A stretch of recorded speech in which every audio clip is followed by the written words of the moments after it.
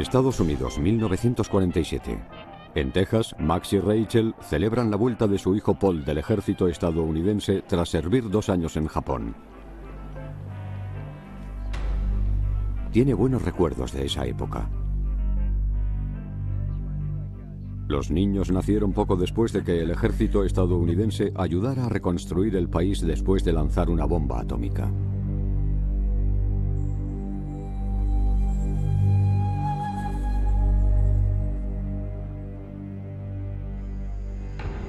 En Nagasaki, los vestigios del desastre de la bomba atómica han desaparecido. La hierba ha vuelto a brotar, pero el mundo ha cambiado para siempre.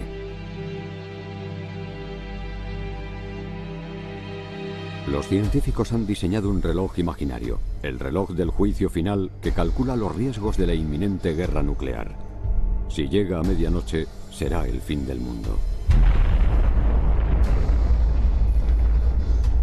En los próximos 50 años, Rusia, conocida como la Unión Soviética, se enfrentará a Occidente, liderada por los Estados Unidos.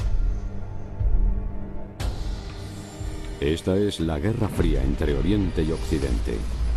La guerra de los mundos. Apocalipsis, la Guerra Fría.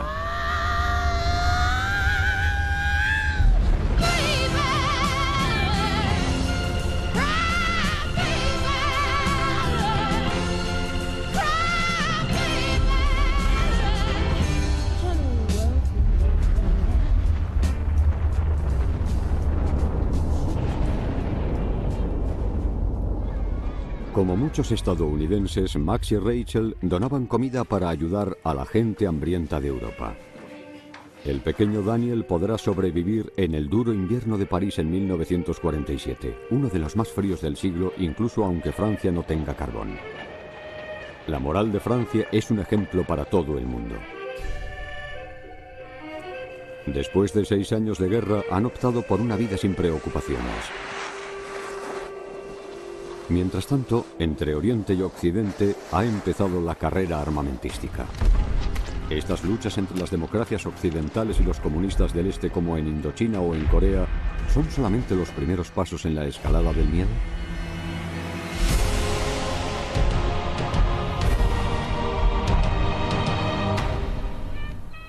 Texas, primavera de 1947. Max y Rachel se han mudado a Fort Bliss, una pequeña ciudad cerca de una base militar, donde han contratado al ingeniero Max para fabricar cohetes alemanes incautados al final de la guerra. Algún día estos misiles podrían lanzar bombas atómicas. Max trabaja con un grupo de alemanes, y eso le molesta. Los horrores que han descubierto últimamente de los campos nazis y el Holocausto le han conmocionado, como al resto del país. Muchos científicos y técnicos alemanes fueron capturados por los soviéticos, los franceses y los estadounidenses. Ahora, 1.500 se han instalado en los Estados Unidos. Entre ellos hay un joven prodigio de 35 años, Wernher von Braun. Él fabricó el cohete V2 para Hitler, el misil que aterrorizó a los londinenses al final de la guerra. Von Braun perfeccionó estas unidades V2 alemanas recuperadas por los estadounidenses. Durante 30 años los rediseñó para conquistar el espacio. En 1946 fueron las primeras armas de disuasión lanzadas en el desierto de Nuevo México. El ruido de la guerra estaba cerca. A la vez, los diplomáticos intentaban mantener la paz en el mundo al organizar una conferencia con la Unión Soviética. El 9 de marzo de 1947, el secretario de Estado de Francia, Georges Bidault, un cristiano demócrata, se marchó a Moscú con su mujer.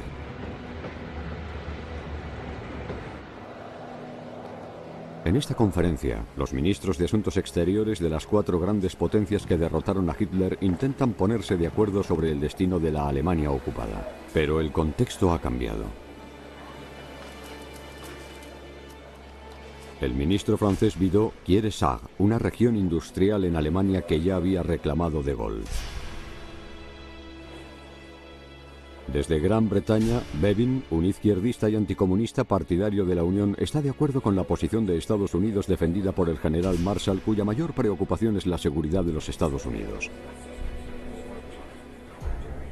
El ministro soviético de Asuntos Exteriores, el señor Molotov, que llegó a Occidente, ha sido relegado por Stalin. Los antiguos aliados no se ponen de acuerdo en nada. Alemania seguirá partida en dos. Una recepción final a la que Stalin no acude pone fin a la tregua entre Oriente y Occidente. Después de las sonrisas, llegan las despedidas. El presidente de Estados Unidos, Harry Truman, expone su doctrina en el Congreso, una política de contención. Cualquier acto de agresión de Stalin tendrá represalias. Y lo más importante, ayudará a Europa a recuperarse de la pobreza, un ambiente propicio para el comunismo. El secretario de Estado estadounidense, George Marshall, propone a Truman un plan con su nombre para reconstruir Europa. El Plan Marshall.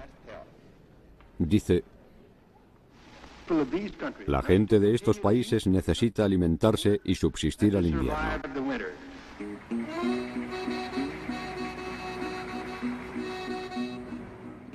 De vuelta en Francia, el pequeño Daniel está asombrado ante el equipo de convoyes estadounidenses.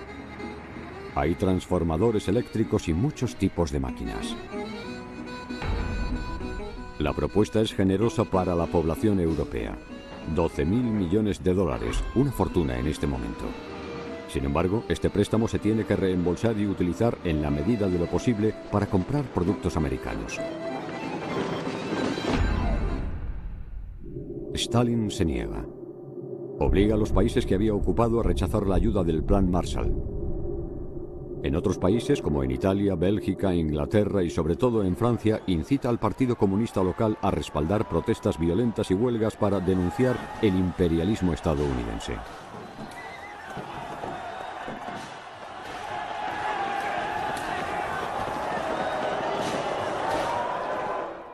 Sin embargo, el embajador de Francia en Estados Unidos acepta los cheques de Washington. Mr. Ambassador, it gives me great pleasure to be able to hand you these checks, which total $31,400,000. With these checks, and those which we gave you last week, the total now is $33 million. Even this amount represents only the initial portion, which eventually will be made available under the United States Foreign Aid Program. Francia necesita dinero para financiar su guerra en Indochina, que ya ha durado 3 años.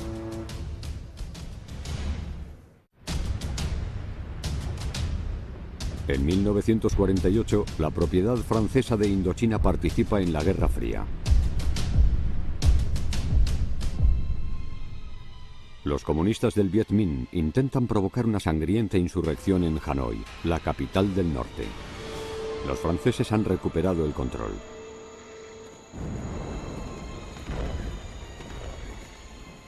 Esta es una guerra cara. 500 millones de francos franceses al día. Y sobre todo, casi 100.000 muertos en ambos bandos.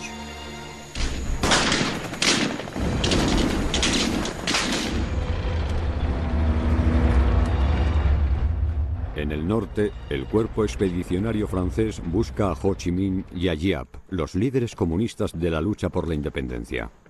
Buscan en las montañas donde las tribus se han instalado lejos de la guerra. ¿Pero hasta cuándo?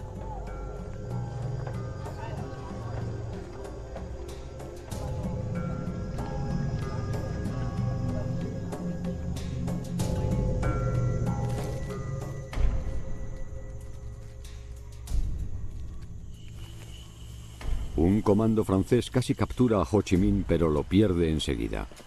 Desaparece en la impenetrable selva.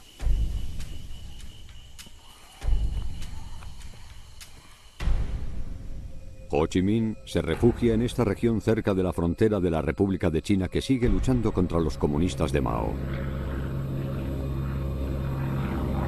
Desde los cielos la zona parece vacía.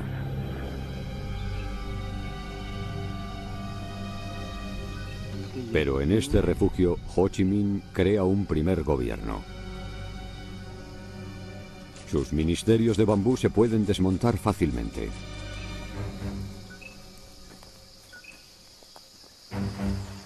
Y trasladar a nuevos lugares escondidos. El bambú tiene muchos fines. Se puede utilizar para todo, para sobrevivir y para matar.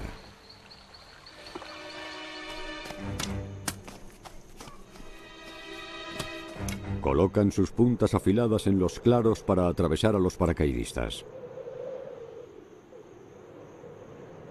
En el campo contrario, las posiciones francesas también están protegidas con bambú, igual de peligroso que las alambradas utilizadas en la Primera Guerra Mundial.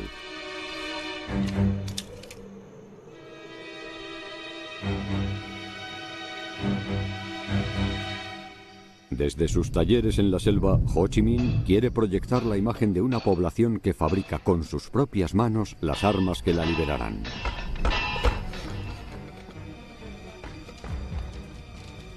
Una ametralladora pesada vale 2 kilos de opio. Ho Chi Minh aplica los 4 principios básicos del marxismo-leninismo.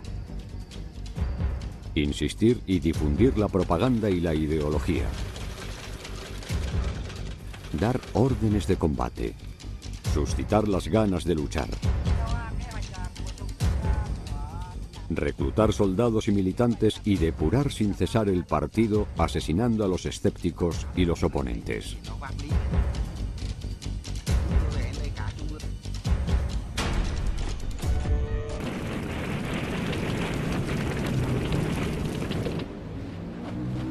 Pero los franceses lo entienden. Un lugarteniente de 21 años, Bernard Moinet, escribe: debemos adaptarnos a este tipo de combate. Tenemos que dejar de ser presas y convertirnos en cazadores.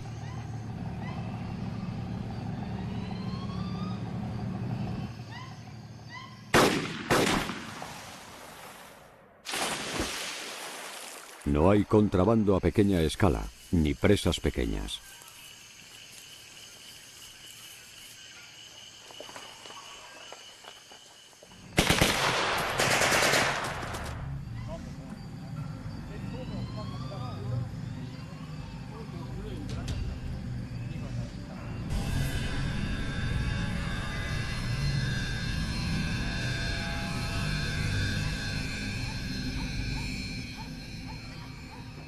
Para tranquilizar y controlar a los campesinos, los franceses construyen pequeñas fortalezas controladas por pequeñas tropas prescindibles que beben cerveza caliente y cocinan buena comida antes de tender una emboscada.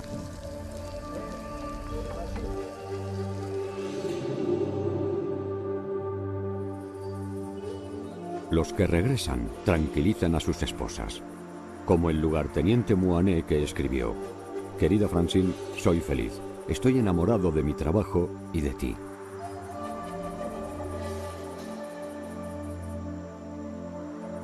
Mientras tanto esperan a que el Viet Minh ataque.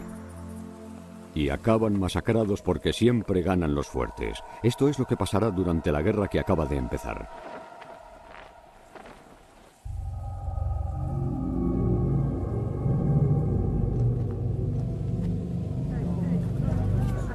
El alto mando trata de reforzar sus cuarteles con soldados locales de apoyo cuya lealtad puede cambiar.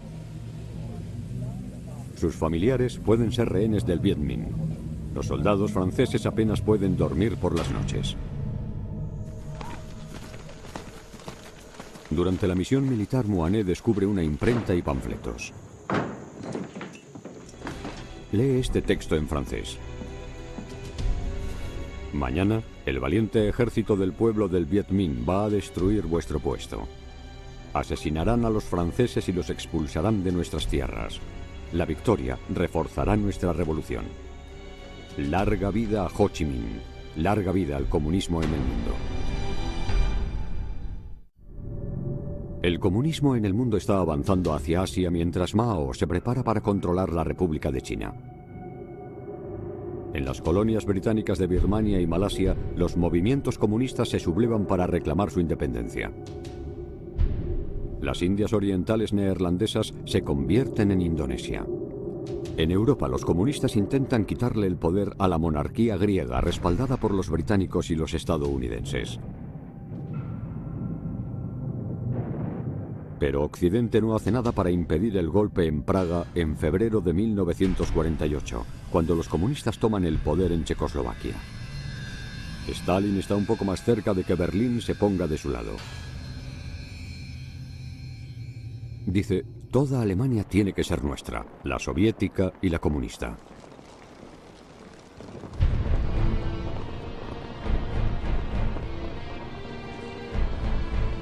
En 1945, los antiguos aliados habían dividido a Alemania en 4 zonas ocupadas: la soviética, la británica, la estadounidense y la francesa. Hicieron lo mismo en Berlín, la separaron en 4 zonas y sin acceso al mar por la parte soviética. Para llegar a las zonas de Berlín, los occidentales podían entrar por 3 corredores.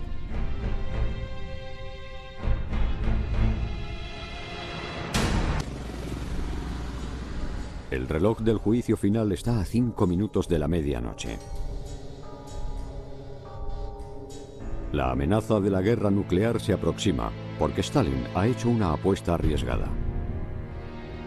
¿Qué harán los aliados? ¿Qué hará Truman? Los estadounidenses tienen bombas atómicas preparadas para hacer un bombardeo estratégico con el B-36, uno de los aviones más grandes que se ha diseñado nunca. Pesa 150.000 kilos, con 6 motores de 22.000 kilovoltios y un rango de vuelo de 12.000 kilómetros, más que suficiente para llegar a Moscú. Era el arma más poderosa. Sin embargo, Truman se mantiene prudente.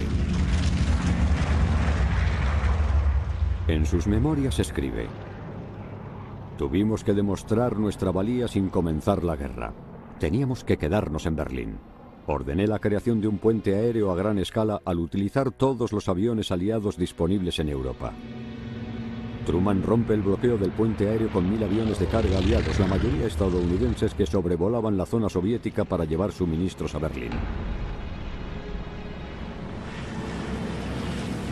Este puente aéreo es la única solución porque Stalin puede bloquear con facilidad la carretera. Pero para evitar que pase un avión, tiene que ordenar que lo derriben. Los aviones de combate soviéticos están al acecho. Truman escribe: el verdadero peligro era que un piloto ruso disparara y creara un accidente que provocara una crisis.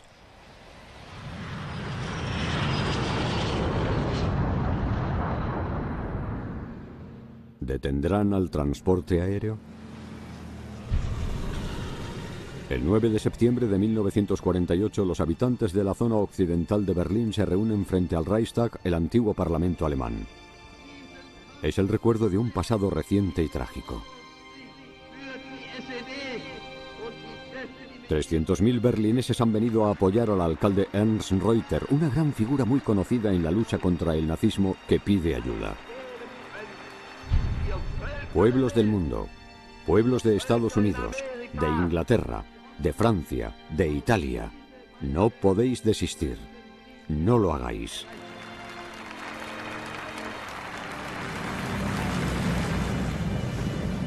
El constante ruido de los 4 motores de los aviones es insoportable. No obstante, los berlineses lo asocian con la Sinfonía de la Libertad.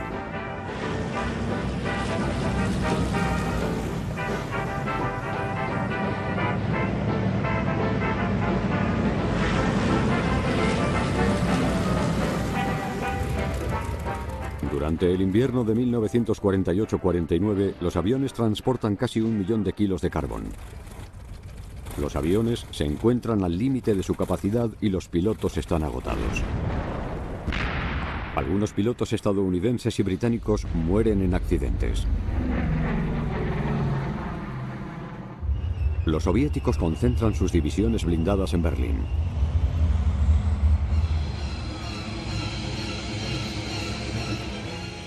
La amenaza de la guerra es tan real que toda Europa recurre a los Estados Unidos, que se prepara para las elecciones presidenciales de noviembre de 1948. Los republicanos son aislacionistas por tradición. Sin embargo, el lema de los demócratas es Truman, la esperanza del mundo. En 1918, Truman es un oficial en el frente francés. Conoce muy bien Francia y se preocupa por el destino del viejo continente. Tras ser reelegido, dice a los líderes europeos: seguiremos defendiendo los principios pacíficos de la ONU. El 4 de abril de 1949, 12 países firman el Tratado del Atlántico Norte en Washington. Francia, Luxemburgo, Bélgica, Países Bajos, Gran Bretaña, Dinamarca, Noruega, Italia, Portugal, Islandia, Canadá y los Estados Unidos se comprometen con el artículo 5 que dice: las partes acuerdan que un ataque armado contra cualquier país miembro será considerado como un ataque contra todos ellos. El filósofo Raymond Aron escribe: sin dudar, los europeos occidentales habían elegido al protector estadounidense en lugar de al imperio soviético. Esto provoca inmediatamente protestas de los comunistas por toda Europa y sobre todo en Francia, que se convierte en la sede del cuartel general de la OTAN, la organización del Tratado del Atlántico Norte, y de sus conocidos comandantes como el general Eisenhower, el libertador de Francia.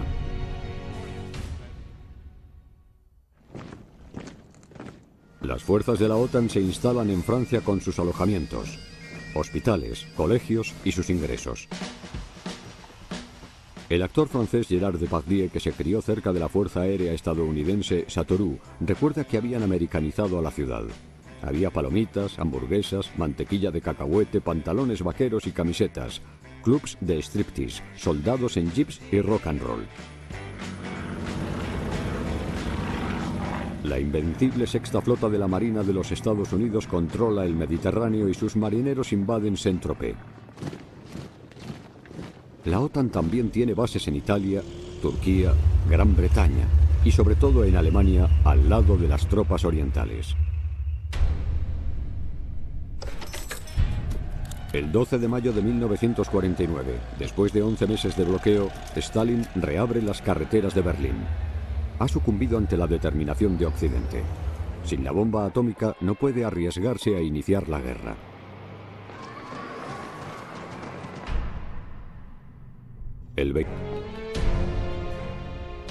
Los rojos detonan una bomba atómica. Stalin quiere mantener a la gente al margen porque todavía quiere dar la impresión de que lucha por la paz.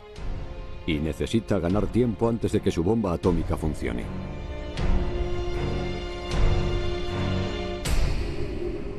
El comunismo sigue extendiéndose a lo largo de un tercio del planeta. Y China se une a sus filas.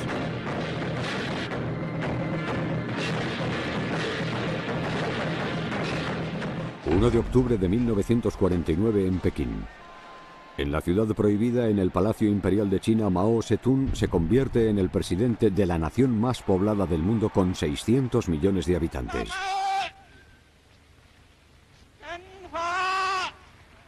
Mao establece la República Popular China. Durante 30 años, este régimen totalitario causará 50 millones de muertes al aplicar los métodos estalinistas como la reforma agraria y las hambrunas, las revueltas de campesinos, las represiones y los gulags, o campos de concentración. Desde 1929, el país mantiene una brutal guerra civil. Aunque en esa época él es un marxista perseguido. Lo consideran más cruel que Stalin. La violencia es la clave de su poder. Le obliga a sus hombres a hacer un pacto de sangre. Todos deben intervenir en la destrucción física de los enemigos de clase. Todos deben tener las manos manchadas de sangre. Mao dice: los cadáveres son útiles. Se pueden usar para fertilizar el campo.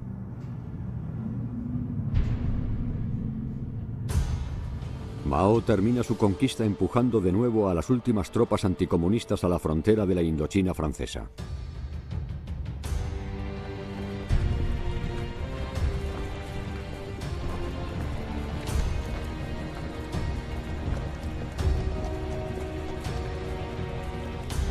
Los franceses los desarman temiendo que sean soldados infiltrados de Mao.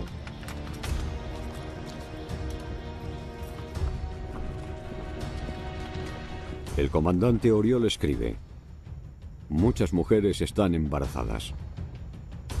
Entregar a estos refugiados a la República Popular China es impensable. La única opción es mantenerlos en campamentos de Indochina hasta nueva orden.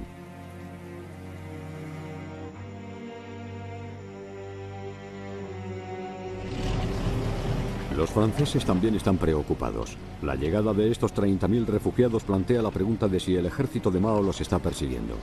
Su ejército podría unir fuerzas con el de Viet Minh y ayudarlo a tomar el control de Indochina.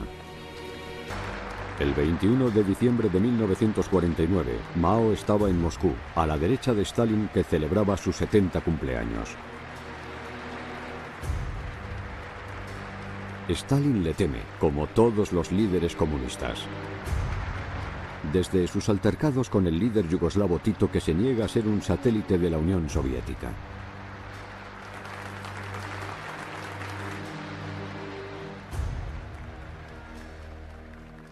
Pero Mao necesita la ayuda soviética en la industria y en el ejército. Ha celebrado religiosamente el cumpleaños de Stalin en China, como en todos los países comunistas.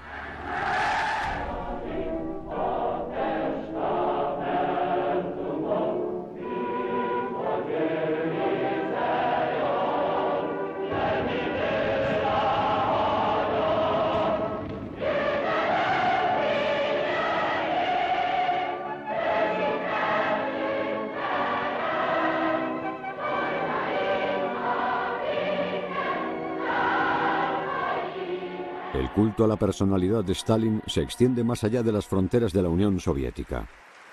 Los comunistas franceses felicitan al compañero Stalin, un defensor de la paz, la libertad, la independencia del pueblo y su felicidad. El Partido Comunista Francés sigue siendo el primer movimiento político del país. Su líder, Maurice Thorez, es un incansable defensor de Stalin. Vive Staline! Gloire et longue vie au chef du prolétariat international, aux dirigeants de la révolution socialiste, aux libérateurs des peuples, aux premiers des combattants de la liberté et de la paix.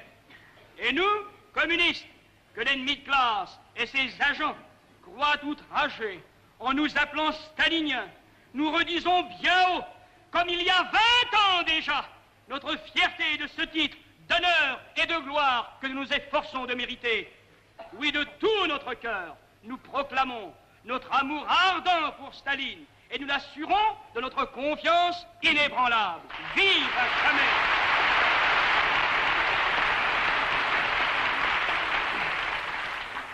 Vive à jamais notre cher et grand Staline!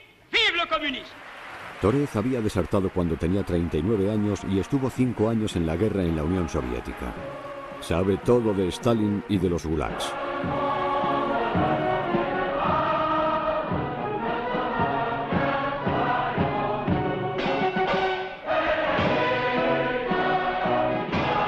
Sin embargo, otras almas valientes no saben nada, como esta militante. Je suis convaincue que mes enfants, mon mari, la paix et vous, camarade Staline, tout cela est une seule et même chose.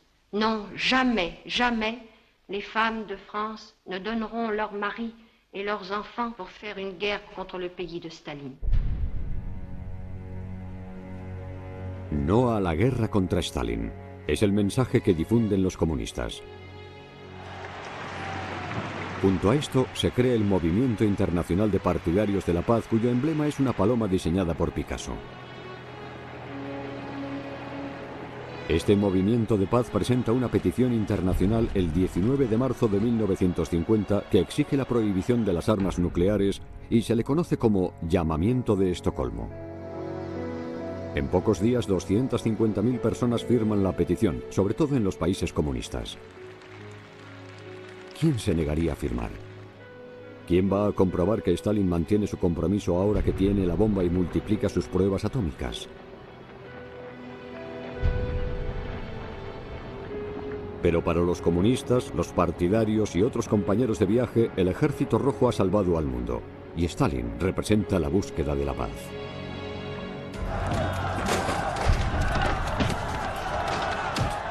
En los Estados Unidos, el senador republicano Joseph McCarthy ordena la búsqueda de simpatizantes comunistas en el gobierno y en la industria cinematográfica. El FBI consigue cerrar la enorme red soviética de espionaje a la que pertenecen Julius y Ethel Rosenberg. Y mandan a la pareja a la silla eléctrica.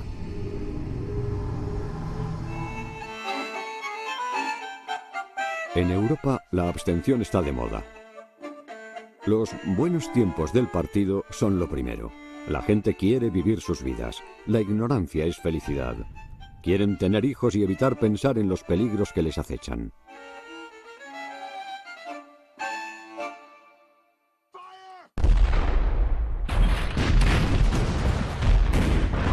El 25 de junio de 1950 estalla la guerra en Corea. Por primera vez, Oriente y Occidente se enfrentan directamente. En la guerra coreana mueren 2 millones de civiles y soldados.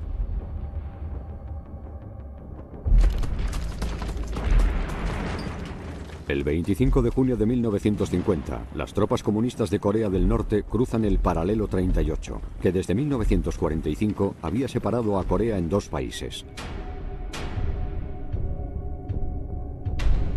En el norte, la conquista soviética ha inaugurado la República Popular de Corea, gobernada de facto por el general Stikov, que ocupa el país desde 1945. Stikov pone al mando a un comunista coreano entrenado por la Unión Soviética, un chico de 38 años llamado Kim Il-sung.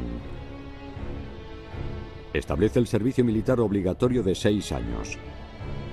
El país está preparado para la guerra.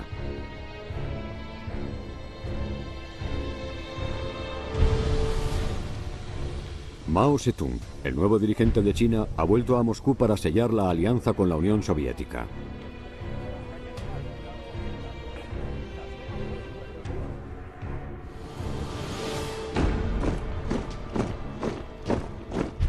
Stikov convence a Stalin de que por miedo a un conflicto internacional permitiera que Kim Il-sung invadiera Corea del Sur.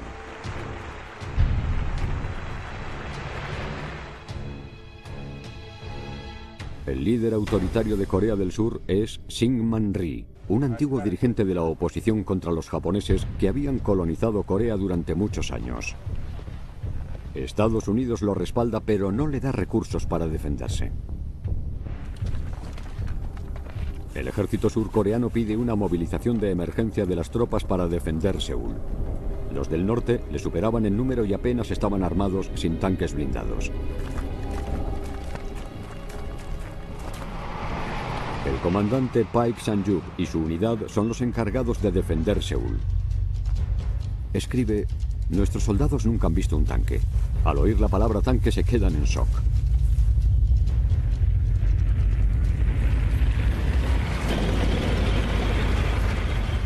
El ejército norcoreano, con sus 150 tanques soviéticos T-34, uno de los mejores vehículos blindados de la Segunda Guerra Mundial, y sus 100.000 tropas armadas, se dirige a la capital del sur, mientras destruye toda la resistencia en su camino. El 28 de junio de 1950, en la mañana del tercer día del asalto, los norcoreanos entran en Seúl. Se dirigen a los edificios administrativos para robar documentos confidenciales estadounidenses. Los cámaras soviéticos que los acompañan escenifican el descubrimiento de este mapa que, teóricamente, revela un ataque planeado por el sur en Corea del Norte. Esto permite a los comunistas decir a los habitantes de Seúl que se han quedado inmovilizados que el ataque del norte en su ciudad era una medida preventiva contra la amenaza de Corea del Sur.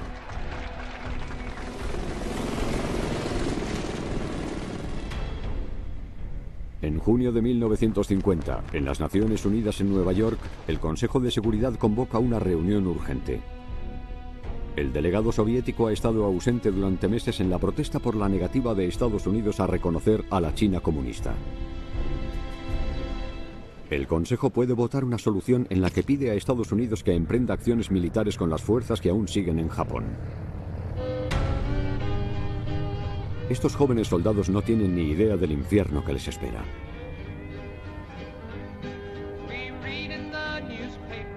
Su comandante, un personaje histórico, es el extravagante general Douglas MacArthur, el hombre de la pipa de maíz. Uno de los grandes héroes de la Guerra del Pacífico, seguía siendo el comandante de Japón. Se marcha a Corea. MacArthur y sus escasos soldados aterrizan en Corea a principios de julio de 1950 para bloquear la ruta de los norcoreanos. Con un líder tan famoso, a los soldados de los Estados Unidos los reciben como salvadores llenos de confianza.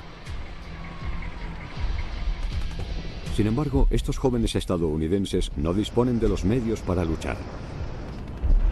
Los escasos tanques están en mal estado y tienen poca munición en los cañones.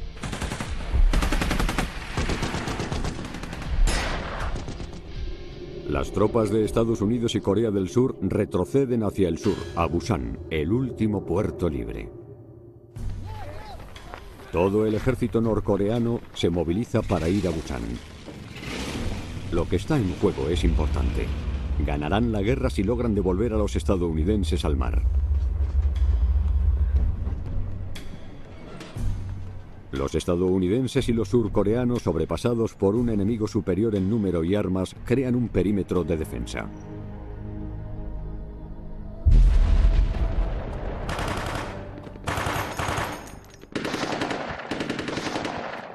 Durante julio de 1950, los soldados que luchan para defender el perímetro de Busan se las apañan para mantenerse gracias al apoyo ininterrumpido de sus fuerzas aéreas.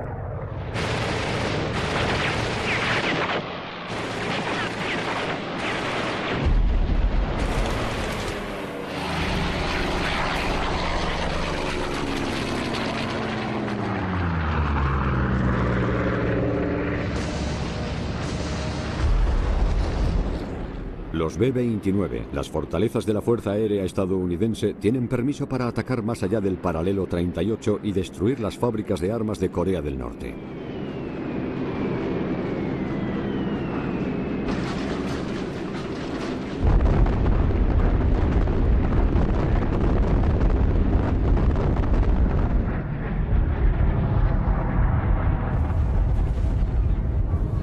Los civiles son víctimas colaterales de los bombardeos y de la guerra desencadenada por su régimen, y los soviéticos los graban para su propaganda antiamericana.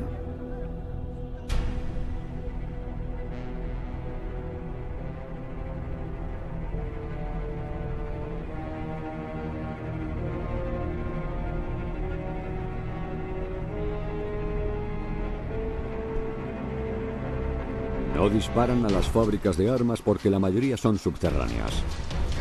Con turnos de trabajo interminables frente a la maquinaria soviética, bajo los retratos de Stalin y Kim Il-sung, estas pobres mujeres fabrican millones de municiones hasta desmayarse del cansancio.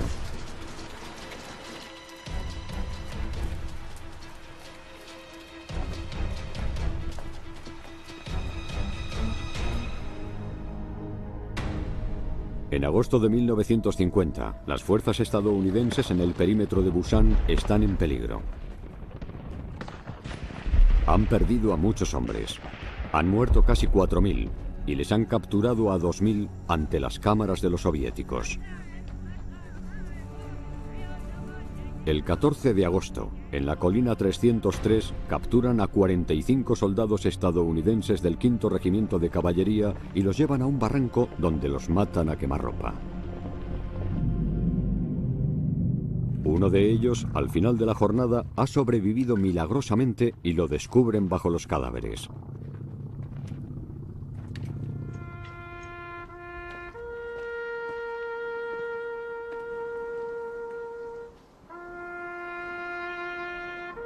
Estados Unidos llama a los 90.000 reservistas. 5 años después del final de la Segunda Guerra Mundial, estos estadounidenses que han formado familias y encontrado trabajo no están entusiasmados por ponerse el uniforme y volver a la guerra.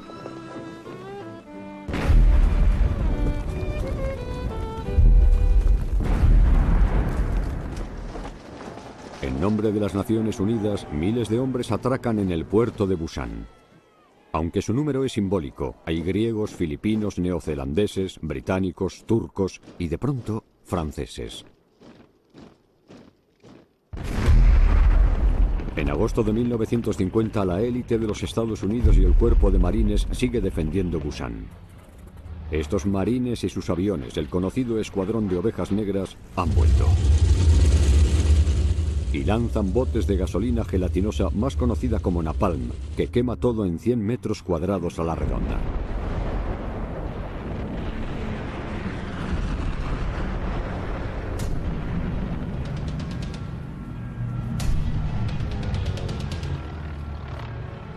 Los supervivientes norcoreanos están conmocionados.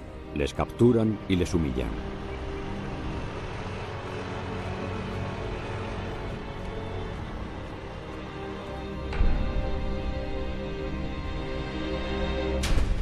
Pero la presión está ahí. ¿Resistirán los estadounidenses? ¿Qué hará el general MacArthur ahora que dirige las fuerzas de la ONU?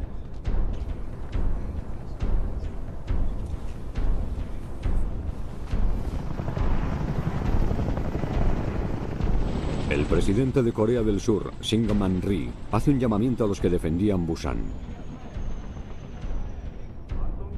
Pide que caven enormes trincheras, las llenen de comunistas y las vuelvan a tapar. Fiel a su palabra, ejecuta a 100.000 sospechosos.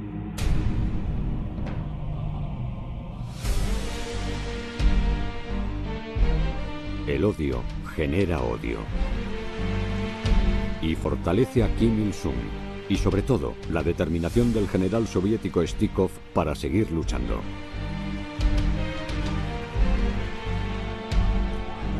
Nada puede interrumpir la oleada de protestas mundiales orquestada por Stalin para denunciar el ataque estadounidense a Corea. ¿Seguirá aumentando el miedo? ¿Participará China en Corea o en Indochina? Napoleón dijo una vez: cuando China despierte, el mundo temblará.